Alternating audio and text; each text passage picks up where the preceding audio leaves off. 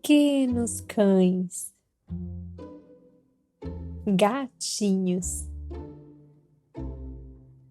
Eles estão nas casas, nas ruas e até em shoppings com seus donos. Faz com que a gente tenha a sensação de que esses animais são humanizados. Mas, na verdade, a gente poderia dizer que eles são antropomorfizados. Eles são tratados como se fossem humanos, mas ninguém pensa, de fato, que eles sejam humanos. Tanto que a gente trocou o resto de comida de cachorro por ração. Isso é o que constitui uma parte do mercado pet, cujo valor hoje é um valor muito alto. Ter um animal de estimação pode ser caro. Um cãozinho como esse pode custar até $3.000. E isso faz com que os pets se tornem parte de uma indústria bilionária. Tem um setor no Brasil que está faturando muito, o mercado pet. Já temos a terceira maior população de animais domésticos do mundo. O faturamento deve chegar a 58,9 bilhões de reais. Usada pela primeira vez em 1500 para descrever uma criança mimada, a palavra pet ganhou o significado atual no século XIX com o dicionário Noah Webster, que descreveu pet como animalzinho acariciado e mimado. Existe um processo histórico também, que é um processo que começa mais ou menos no século XIX, de trazer um pouco dessa vida rural para dentro do universo urbano, mas ao mesmo tempo expulsando animais considerados rurais do ambiente urbano. Ainda hoje, vamos entender como se originaram os pets. E dentro desses animais estavam os que depois se tornaram animais domésticos, os que permaneceram como animais selvagens. Direto da África do Sul, vamos ver as características que diferenciam animais selvagens de domésticos. Animais chamam a atenção pela diversidade, mas também pela semelhança com outros animais. Esse daqui, por exemplo, é um cachorro selvagem. É bem parecido com aqueles que nós temos em casa. Tudo isso logo mais no Origens.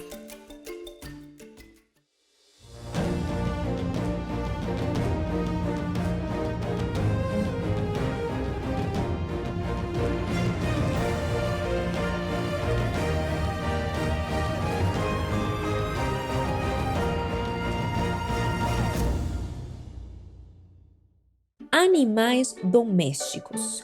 Olhe quão fofos eles são. Parece que eles nasceram para isso, não parece? Mas não é bem assim. A domesticação que começou há milhares de anos não é um processo natural, mas algo que a humanidade criou. E tudo começou com plantas, não com animais. Essa questão da domesticação dos animais, ela tem a ver, sobretudo, com a formação das primeiras cidades, dos primeiros agrupamentos humanos, com os processos de sedentarização. De repente, eles começam a se fixar em alguns locais, e essa fixação ela está muito associada à prática da agricultura. E aí, nesse momento em que elas se fixam, elas começam também a criar animais. A domesticação de animais ajudou na agricultura e possibilitou a obtenção de carne, leite e couro.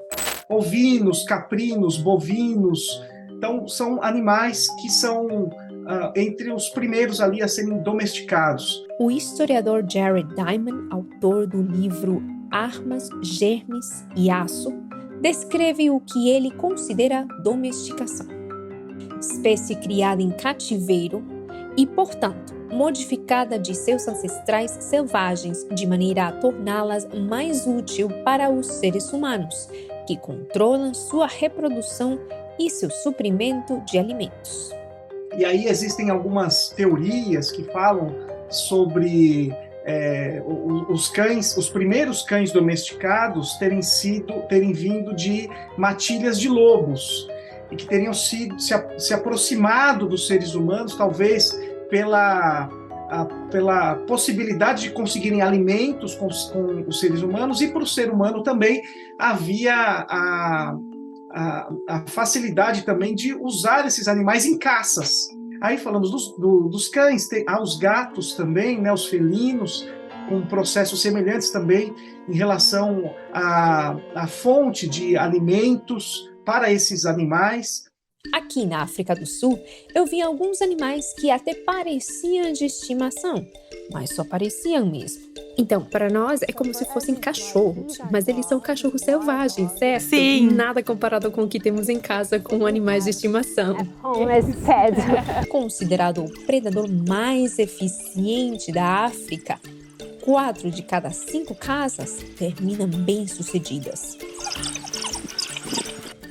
Os cachorros selvagens africanos andam em grupo conhecido como matilha, e sua população é de cerca de 6.500.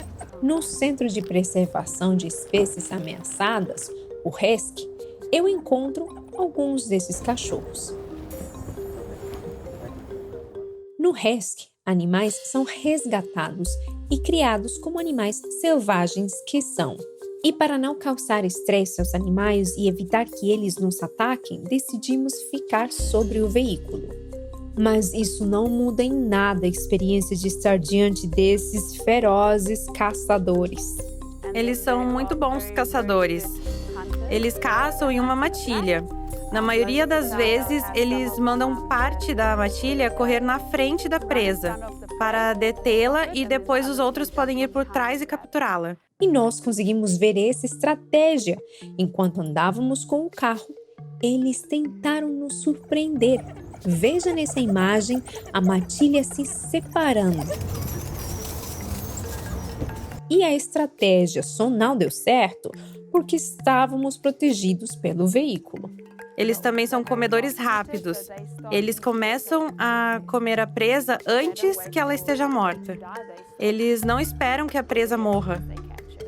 Com pernas mais longas, eles parecem preparados para correr e atingem uma velocidade média de 30 km por hora. Mas as diferenças com o cachorro doméstico não param por aí. Eles têm orelhas arredondadas. Orelhas redondas muito grandes, que ajudam a absorver muito som. Eles também conseguem ouvir bem de longe.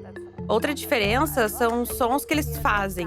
Eles não latem como um cão doméstico. Geralmente, eles fazem um choramingado e outros sons, como fizeram agora há pouco. Mas os cães selvagens não latem. Animais domésticos, diferentes dos selvagens, exibem neotênia, que é quando o animal apresenta características juvenis, como pelo macio, orelhas caídas e cabeças maiores. Foi notado que normalmente os animais de estimação, fisicamente eles se parecem mais com um filhote de cachorro do que com um animal original. Ele tem algumas características que são mais infantis. E isso parece estar relacionado precisamente com nossa percepção do animal.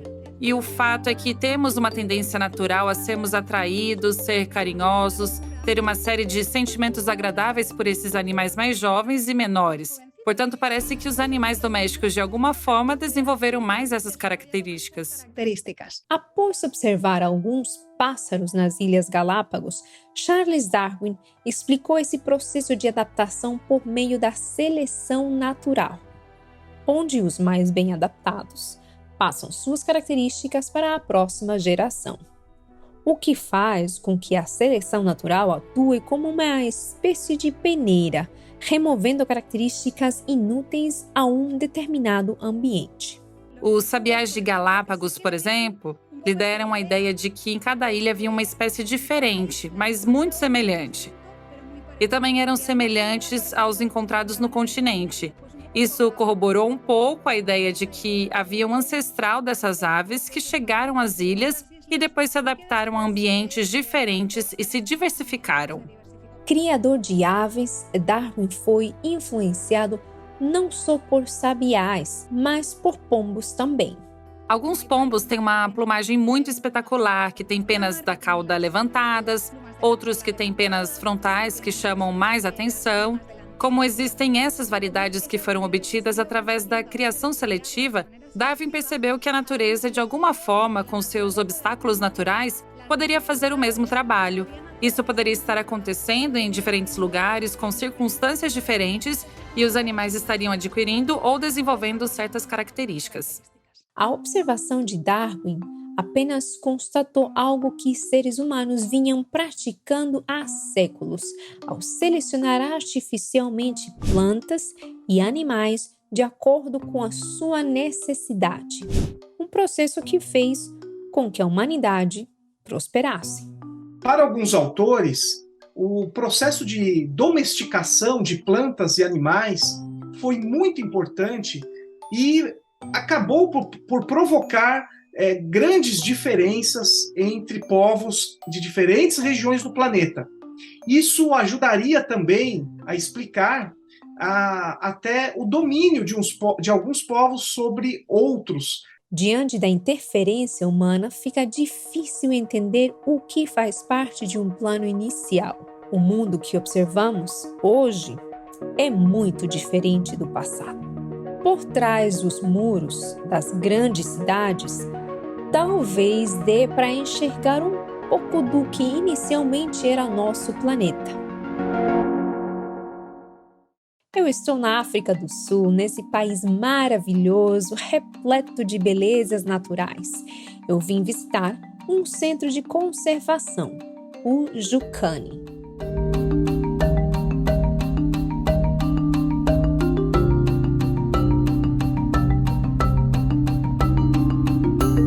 Aqui eu estou diante de animais selvagens que, se eu me aproximar, pode ser o fim. Eles são gatos grandes. Eles estão entre os menores dos grandes felinos, mas ainda são considerados como super predadores. E muito disso tem a ver com as suas incríveis habilidades de caça. Eles não conseguem saltar tão alto quanto o caracal, aquele pequeno gato vermelho, mas conseguem sim saltar. Conseguem pegar aves em pleno voo e também são incríveis escalando árvores. Parece que vai chegar um pouco mais perto. Sim. Eles são escaladores incríveis e são caçadores fenomenais.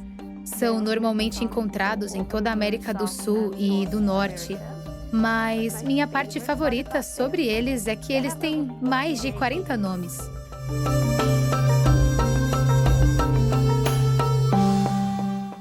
O leão da montanha, ou puma, está no livro dos recordes como o animal com o maior número de nomes no mundo. E isso ocorre porque ele é uma das espécies que melhor se adapta a diferentes tipos de ambiente, o que fez com que o puma vivesse em diversas áreas do continente americano, recebendo muitos nomes. Só na língua inglesa são mais de 40. Eles têm exatamente a mesma estrutura de um leão, o mesmo tipo de orelhas. Já no caso do caracal, não.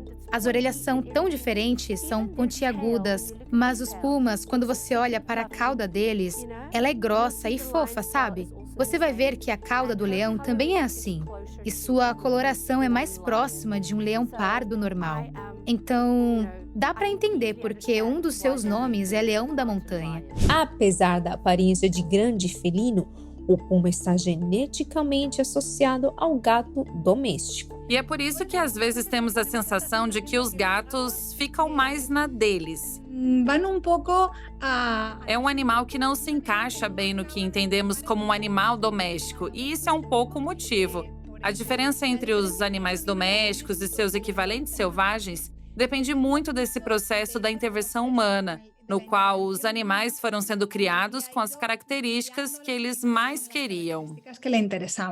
No Crescente Fértil, terra antiga conhecida por estar entre rios, a humanidade passou por um processo de sedentarização e acúmulo de alimentos, o que atraía animais como ratos. Com isso, os roedores foram caçados por uma espécie de gato selvagem, o que fortaleceu uma relação que beneficiava animais, mas principalmente seres humanos.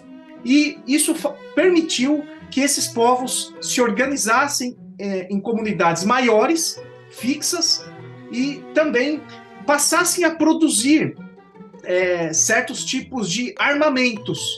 Então, o uso de metais também foi se desenvolvendo entre esses povos, e isso favoreceu a formação posterior de reinos e impérios que se enfrentaram e que também foram se expandindo. Classificar animais em selvagem ou doméstico não é tarefa fácil. Animais domésticos, por exemplo, podem ser divididos em 3 grupos principais: domesticados para companhia, como cães e gatos; animais criados para alimentação, ovelhas, vacas e outros; e animais de trabalho, como cavalos, burros e camelos. Embora sejam semelhantes a outros animais selvagens, são mais fáceis de domesticar e se tornaram domesticados. Um caso muito curioso é o dos burros, cavalos e zebras. São animais muito semelhantes entre si, mas os burros e os cavalos já são domesticados há muito tempo. Porém, nunca foi possível domesticar as zebras. Espécies selvagens até podem ser domadas, mas não domesticadas. Ou seja, elas podem ter seu comportamento alterado para suportar humanos, mas continuam geneticamente selvagens, como é o caso das zebras, elefantes e predadores como o tigre. Infelizmente, especialmente no caso dos tigres, tanto o de Bengala como o siberiano, os espaços ainda disponíveis para que eles vivam seguros na natureza são basicamente inexistentes nesse momento. Mesmo. Já quase não há mais lugares onde os animais possam ser verdadeiramente selvagens. E nós, como humanos, nos últimos 100 anos, decidimos amar os animais da forma errada. E os humanizamos, os capturamos. Usamos como pets. Exato. Exactly.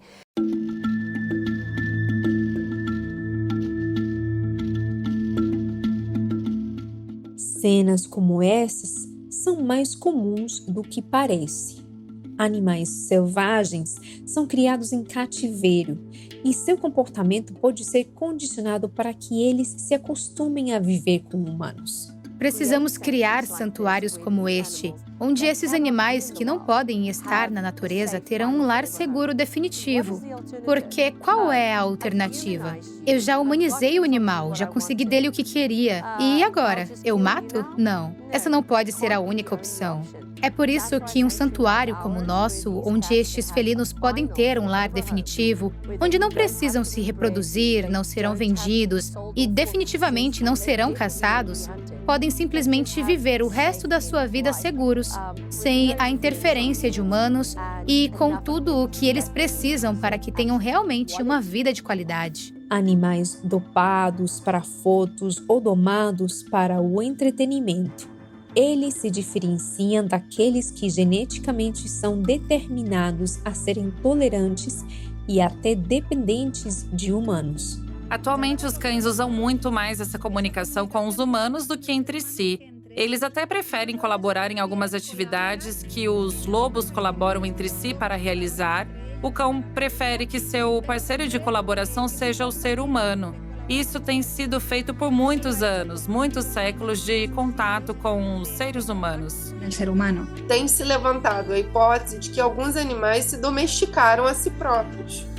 Eles tiveram interesse em ficar perto dos humanos e não o contrário. Essa hipótese foi reforçada em 2017, quando cientistas encontraram evidências de que os primeiros lobos, semelhantes a cães, eram geneticamente dispostos a serem amigáveis, como se eles fossem autodomesticáveis. Isso é um ponto muito interessante porque dá agência a esses animais. Eles não são tábulas rasas sobre as quais os humanos operam simplesmente, mas eles operam sobre si próprios e eles operam sobre nós. Então, num determinado termo, em certos termos, vamos dizer assim, nós domesticamos a eles e nós nos habituamos com eles. Humanos e animais caminham juntos desde as nossas origens. O que a ciência descobriu recentemente sobre alguns animais aceitarem a domesticação é algo que a Bíblia revelou séculos atrás.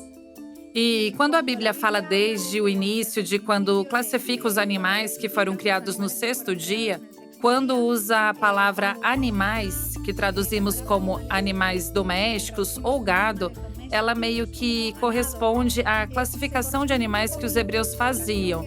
Não acho que seja tanto que a função que Deus deu a esses animais fosse a de serem domesticados ou de trabalharem para os humanos ou algo parecido, como seria as vacas ou ovelhas. Pelo contrário, corresponde ao fato de que o relato de Gênesis nos diz que desde o início havia uma grande variedade de animais e dentro desses animais estavam os que mais tarde se tornaram animais domesticados, os que permaneceram selvagens, os que se arrastaram, os que incluía tanto insetos quanto répteis. A classificação bíblica é muito diferente da classificação que nós zoólogos usamos hoje em dia. Pelo macio e olhar inocente de quem quer um carinho. Os pets não são mais só parceiros de caça, mas para as milhões de pessoas que têm esses pequenos animais, eles são companheiros para a vida.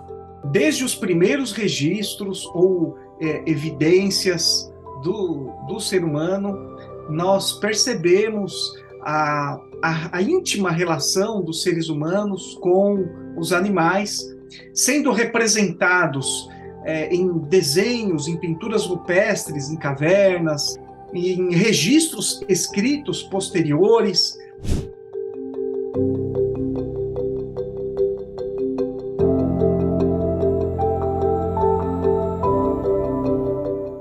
Vemos que esse processo de domesticação aparece muito cedo. Não sabemos se no Éden eles já, de alguma forma, trabalhavam para o ser humano, mas vemos que após a queda com Caim e Abel, já temos tanto a agricultura quanto a pecuária.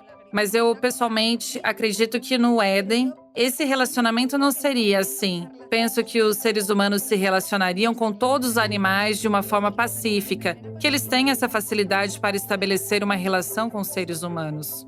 Por séculos, cães e gatos mudaram fisicamente e socialmente. Aprenderam a se comunicar com os seres humanos e hoje podem ser peça-chave para nos ensinar mais sobre a humanidade. Para o teólogo e filósofo alemão David Strauss, o modo como nós olhamos e tratamos um animal mede o real nível da nossa civilidade. Dentro da ciência, há quem acredite que eles são também uma evidência de uma origem que negamos aceitar.